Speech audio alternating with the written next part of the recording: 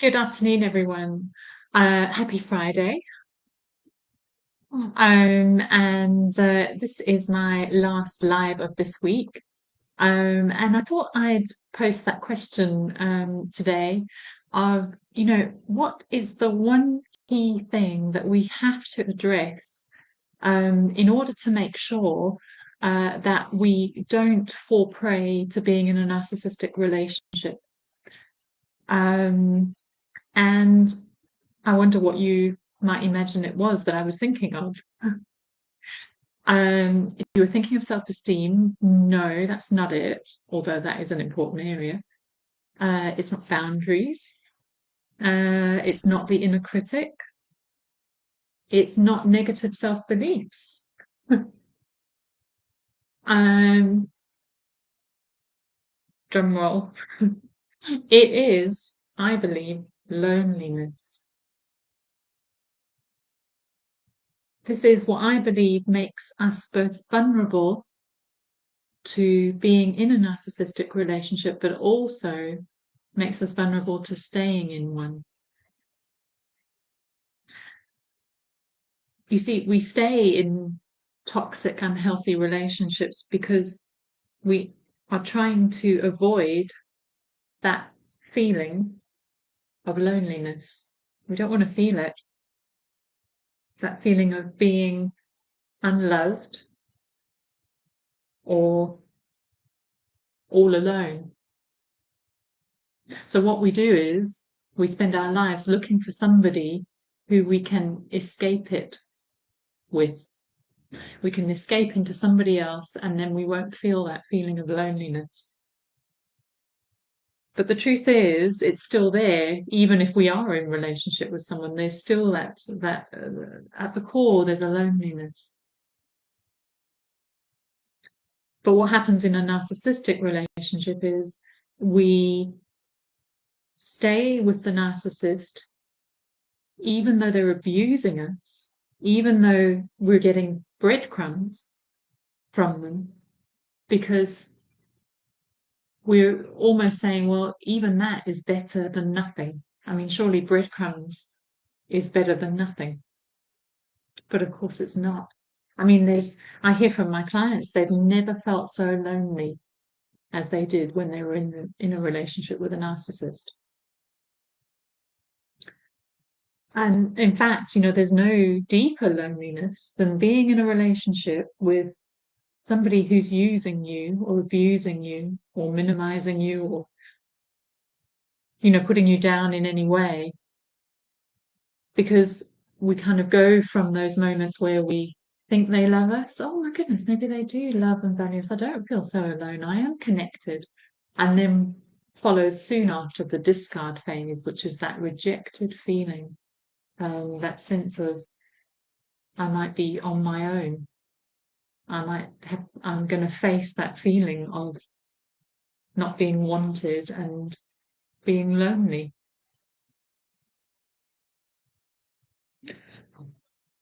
But I must reiterate this, if you are in a narcissistic relationship or you have been recently, that relationship is not actually the cause, it's a symptom. You see, this lonely feeling, this loneliness feeling, which is in all of our hearts, really, looking behind the scenes, at the core, this began in early childhood. So there was a sense at some point in early childhood of being rejected and having a sense for the first time of that deep loneliness. That yearning to not be left alone began way back. And all our lives, we end up trying to never feel it again. So we take on ways of trying to ensure that we don't. Maybe it was codependency or people pleasing, all of these different things to try and never stop us from never allowing us to feel that sense of rejection and being all on our own again. So subconsciously, loneliness and avoidance of loneliness is what's controlling us. So what do we do? What is the solution to this chronic loneliness? Well, it's not what you might think. I mean, it's not, the remedy is not to go out and try and find somebody, a good man or woman to sort of remedy that deep longing. No, it's actually to allow yourself to feel it. Because once you're able to just feel it and you realize, oh, it's not so bad actually. It almost loses its power. And it is, one of the human emotions. It is part of the human experience.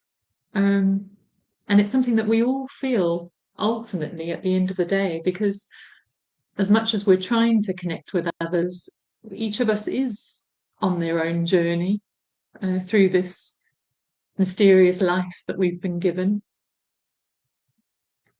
And it's okay. It is okay to be alone and to feel a bit lonely.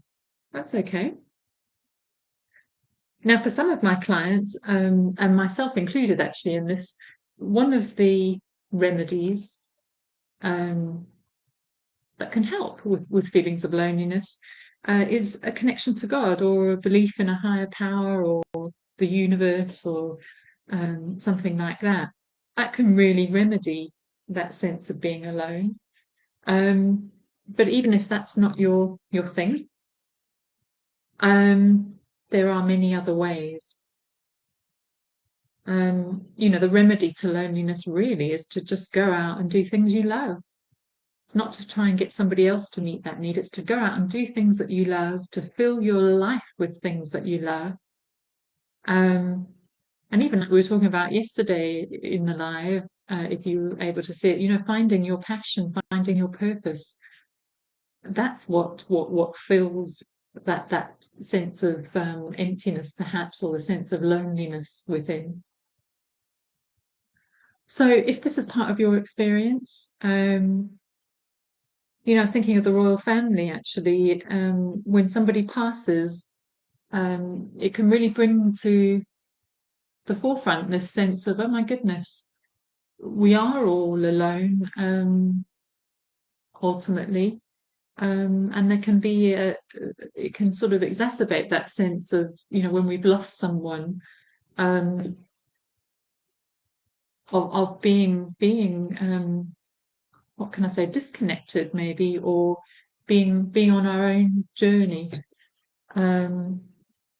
So yes, thoughts are with the royal family today, because they have lost their mother and grandmother, and as a nation, we've all lost somebody who was very prominent, and has played a major part in the history of this country and of the world. So may Queen Elizabeth II rest in peace. If you are feeling a sense of loneliness and you want to get to the root cause of it, you know where to look. And I hope you automatically thought of me. Okay, everyone, have an amazing weekend, and I shall see you next week for another round of riveting FB lives. Take care, everyone. Bye now.